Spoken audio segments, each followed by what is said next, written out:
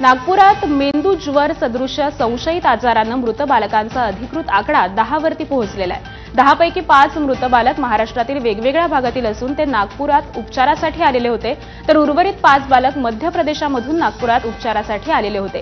दरम्यान या बालकांच्या मृत्यूचं गूढ हे अजूनही कायम आहे, कारण त्यांचे मृत्यू अॅक्यूट इन्फेसायटिस सिंड्रोम यामुळे झाल्याचा संशय असताना त्या संदर्भामधील विविध टेस्ट निगेटिव्ह आल्याची देखील माहिती आहे।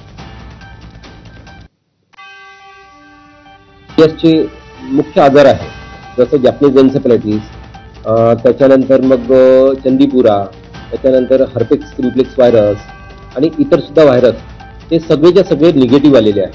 म्हणजे आपण ॲट प्रेझेंट आता हे